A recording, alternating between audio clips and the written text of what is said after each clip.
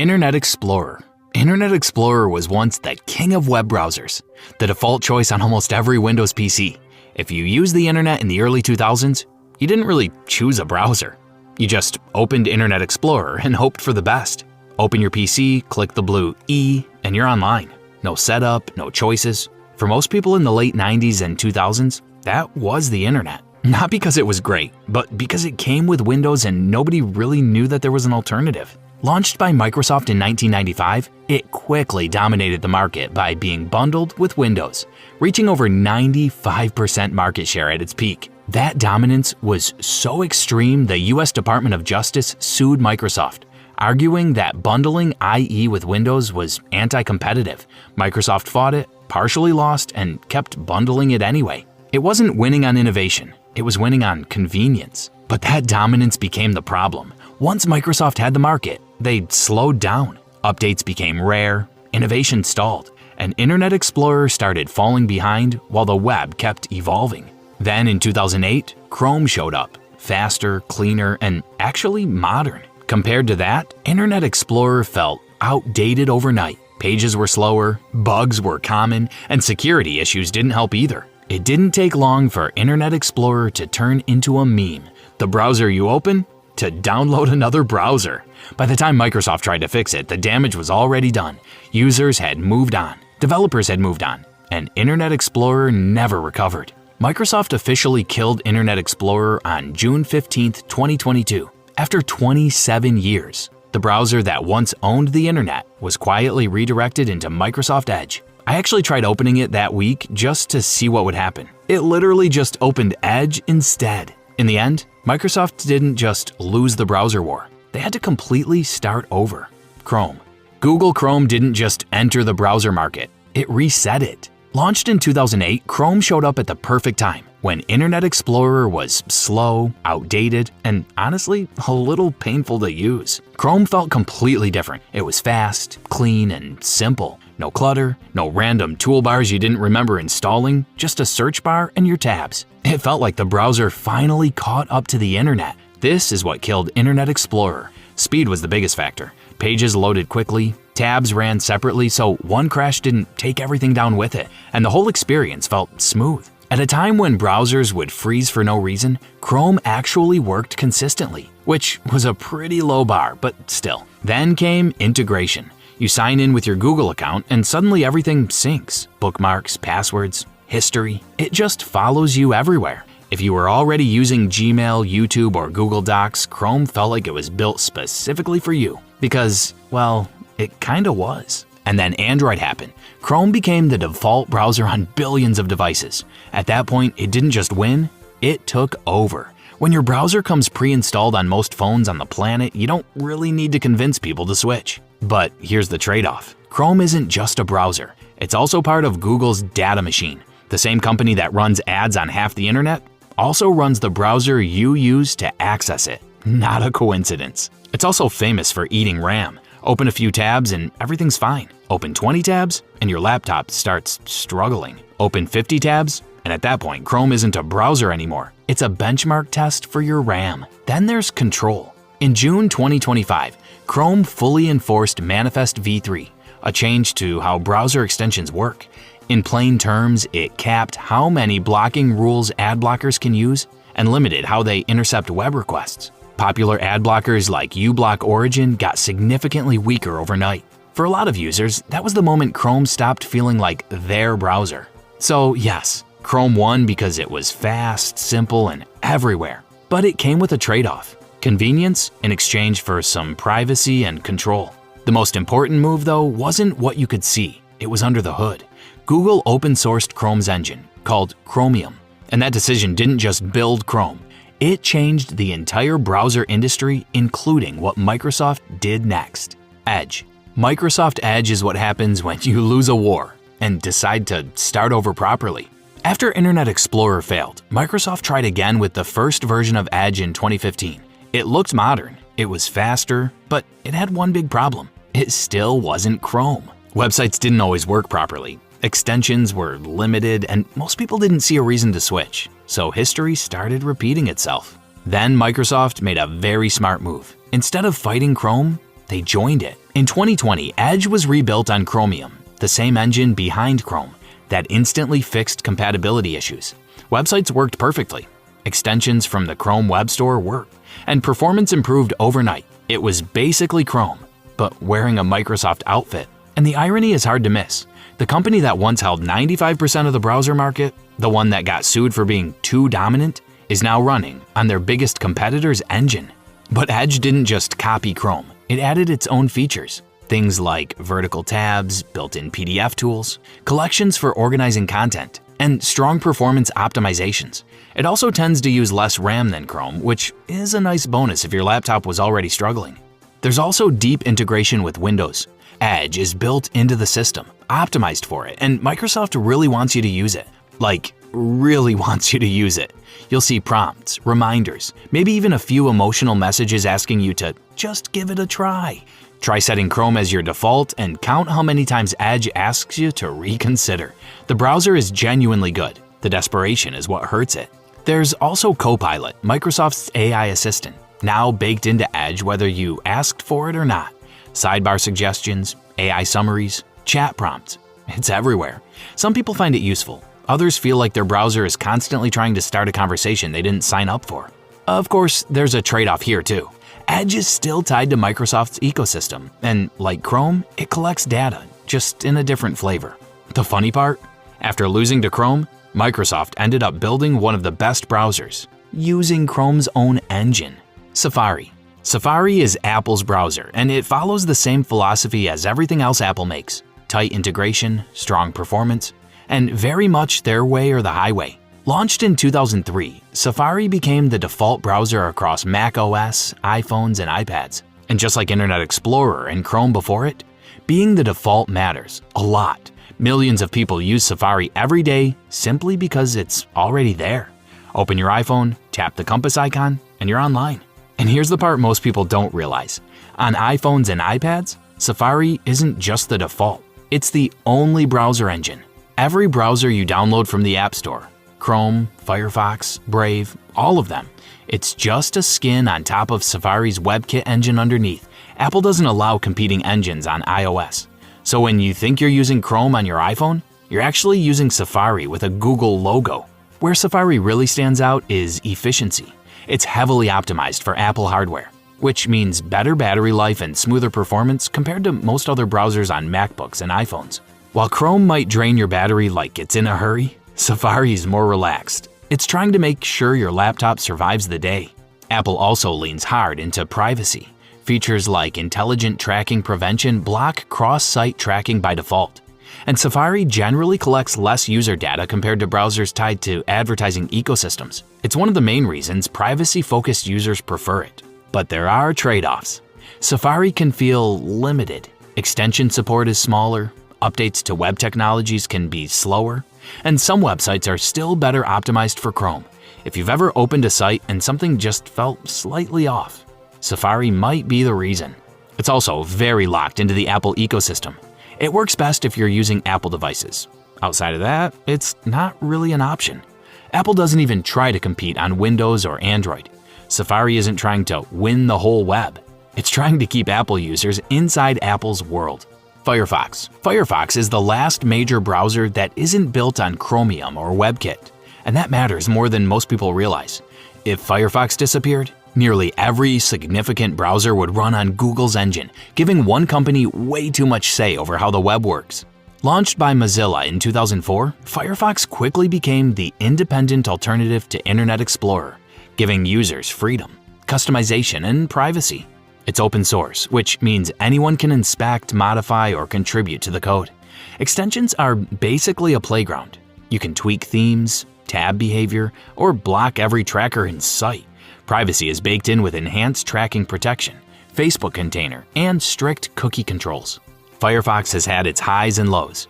In 2010, it had around 30% market share. Today, it's under 3%. Quick question, which browser are you actually using right now? Drop it in the comments.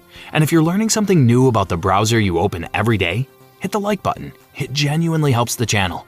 Competition from Chrome, Edge, and Safari has been brutal. Mozilla itself hasn't been without controversy either. Former CEO Mitchell Baker's compensation hit $6.9 million in 2022, even as Firefox's market share kept shrinking. She stepped down in early 2024, but the optics left a mark. Add in AI partnerships and questions about organizational direction, and some longtime supporters started wondering whether the mission had drifted. Even so, Firefox still matters. For anyone who cares about keeping the web open and independent, it's essential. It's quirky, a little stubborn, and refuses to follow the crowd. The internet's rebel with a cause. Opera GX. Opera GX is built for gamers. It runs on Chromium, like most browsers. But what it adds on top is genuinely different from just slapping a gaming skin on Chrome. RAM and CPU limiters make sure the browser doesn't eat your PC mid-match, while a built-in news hub keeps you up to date on game releases. The design leans hard into the gaming aesthetic, with customizable colors, animated backgrounds, and sound effects that make using it feel like part of your rig. It's flashy, but also practical. A browser built to coexist with resource-heavy games. Regular Opera, meanwhile, is less flashy, but still innovative. It introduced features like built-in VPNs, ad blockers, battery savers, pop-out video, and messaging integrations years before they were mainstream. Opera likes to experiment first, even if only a small slice of users ever notices. There's an important ownership note. Opera was acquired by a Chinese consortium in 2016, and that includes GX. What this means for your data is debated, and users should be aware. It's not inherently unsafe, but the information is worth knowing. Opera and Opera GX aren't for everyone, but they carve out a unique space in the browser world. For gamers and power users who want extra control and flair, they're genuinely different from the Chrome crowd. Brave. Brave is the browser for people who hate ads almost as much as they love privacy. It was founded by Brendan Eich, the same person who created JavaScript and co-founded Mozilla. When the guy who helped build Firefox decides the browser market still isn't doing privacy right and starts over, that tells you something. Launched in 2016, it's built around speed, blocking trackers, and giving users more control over what they see online, all by default. No fiddling required. It automatically blocks ads, trackers, and third-party cookies, which not only protects your privacy but also makes web pages load faster. Brave even takes it a step further with its own optional reward system. If you want, you can opt into privacy-respecting ads and earn cryptocurrency called BAT for viewing them. Some people see that as hypocritical, some see it as a reasonable trade, worth naming rather than pretending it doesn't exist. Security and privacy are baked in. HTTPS everywhere is built in. Fingerprinting protections are on by default. And Brave doesn't silently sell your browsing data to anyone. It's the browser equivalent of having a bouncer at the door who checks everyone's ID and sends advertisers home. Performance is solid too. Pages are fast, RAM usage is reasonable, and unlike some other privacy-focused browsers, Brave rarely feels sluggish. The trade-off? Some websites throw a tantrum when ads are blocked, and if you want to join the Brave reward system, you'll need to wrap your head around cryptocurrency. In short, if someone wants to switch away from Chrome today with zero setup, Brave is the most friction-free option. Tor browser. Let's get this out of the way. Yes, Tor can access .onion sites. Yes, that includes the dark web. And yes, some of what's on there is illegal. That's not what this section is about. Tor's actual purpose is anonymous browsing. It's built on Firefox but designed to route your traffic through the Tor network, bouncing your connection across multiple volunteer-run servers to anonymize your location and activity. The people who need it most aren't criminals. They're journalists in authoritarian countries, political activists, whistleblowers, and anyone who genuinely needs their identity protected online. The main goal is privacy and anonymity. Tor makes it very hard for websites, advertisers, or even ISPs to track what you're doing online. For the rest of us, it's a way to surf without feeling like every click is being watched. It also lets you access .onion sites, which aren't all illegal marketplaces. A lot of it is just private forums, encrypted communication tools, and websites that prioritize anonymity. But yes, some corners are exactly what you're imagining. The trade-offs are obvious. Tor is slower than mainstream browsers because your traffic takes a much longer, more encrypted route. Some websites block Tor users entirely, and running multimedia-heavy content or videos can feel like wading through molasses. Tor isn't a daily driver. It's a tool for when privacy actually matters. LibreWolf. LibreWolf is Firefox, but with every compromise stripped out. Where Firefox still sends telemetry data back to Mozilla and ships with some tracking adjacent defaults for usability, LibreWolf removes all of it. No data sent to Mozilla, no experiments, no sponsored content, no phoning home, period. It's fully open source, privacy-focused, and comes pre-configured to block trackers, telemetry, and annoying data collection by default. It's built for people who want serious privacy without needing to tweak a million settings. LibreWolf disables telemetry, fingerprinting, and automatic updates that might compromise privacy, giving you more control over your digital footprint right out of the box. Extensions are fully supported, so you can customize your experience just like Firefox, but without worrying that the base browser is quietly phoning home. Performance is generally solid. It runs about as fast as Firefox, though you might notice a slight difference on older hardware since some optimization features are disabled to protect privacy. The trade-offs? You lose some convenience features like easy syncing across devices or certain built-in services that Firefox provides. Some websites break because the privacy settings are aggressive, and updates come slightly after Firefox's. LibreWolf isn't about hand-holding, it's about serious users who want control. Think of LibreWolf as the end of the privacy browser spectrum. Beyond this, you're in Tor territory, and that's a different kind of tool entirely. DuckDuckGo browser. Most people know DuckDuckGo as a search engine, but they've built a whole browser around the same principle. Privacy first, no tracking allowed. Unlike most modern browsers, DuckDuckGo doesn't run on Chromium. On Mac and iOS, it uses WebKit, while Windows and Android have a custom setup, a meaningful choice that keeps things lighter and simpler. Every feature exists to keep you from being tracked. Duck Player blocks YouTube's ad targeting. Firebutton wipes all browsing data in one tap. Email protection strips trackers from incoming emails. It's basically a browser that keeps your digital footprint tiny and tidy without making you think about it. Compared to Brave, the difference is philosophy. Brave gives you more control and more features, letting you fine-tune your privacy like a cockpit pilot. DuckDuckGo gives you less friction and a simpler experience. It's the set it and forget it approach. Both aim to protect you, just in different ways. Different privacy philosophies for different users. Stepping back, this is the perfect place to close the story. You started with Internet Explorer, a browser so dominant Microsoft didn't bother improving it, and you're ending with a search engine that got so fed up with how browsers handle privacy that it built its own. The history of the browser market is basically that story on repeat. Someone gets complacent, someone else gets frustrated, and a new browser comes along to shake things up. Honorable mention number 1, Samsung Internet. Samsung Internet is the default browser on Galaxy devices, quietly powering over 1 billion downloads on Google Play. It holds around 3 to 4% of the mobile market, making it the third largest mobile browser after Chrome and Safari. Not huge, but far from invisible. It's built on Chromium, so under the hood it behaves a lot like Chrome, but Samsung adds its own touches. A built-in ad blocker, dark mode, secret mode, and anti-tracking features. All of this makes browsing smoother and a little more private, without the user having to think about it. Most people don't even realize they're using it. It's just the Internet app on their Samsung phone. Rarely chosen intentionally, but reliable enough that Samsung keeps it around and updating. Think of it like the quiet, dependable kid in class who doesn't seek attention but gets things done consistently. Honorable mention number 2, Arc Browser. Arc Browser launched in 2023 from the Browser Company and immediately made waves by reimagining what a browser could look like.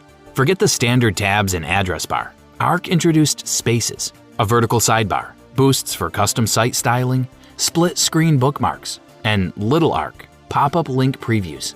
It felt less like a browser and more like an operating system for the web. Built on Chromium under the hood, Arc didn't just tweak the interface. It dared to challenge the entire concept of what a browser should be. Productivity enthusiasts quickly formed a cult following, praising its innovative tools for managing tabs, projects, and workflows in a completely new way. The catch? In 2025, the Browser Company paused feature development to focus on a new, simpler browser called Dia. CEO Josh Miller was blunt about why. Arc was simply too different, with too many new things to learn, for too little reward. Arc is now in maintenance mode, receiving only security and stability updates. Arc is the browser that dared to rethink everything, and then its creators walked off the stage before the final act. And that's every web browser. From Internet Explorer's 95% dominance to DuckDuckGo building a whole new browser because nobody else would protect your privacy properly. Each one exists because someone looked at the status quo and decided they could do better. sometimes they were right. Which browser are you using right now? And is there one you secretly miss? Drop it in the comments. If this helped clear up the confusion, hit subscribe. We break down confusing tech every week so you actually understand what you're using instead of just guessing.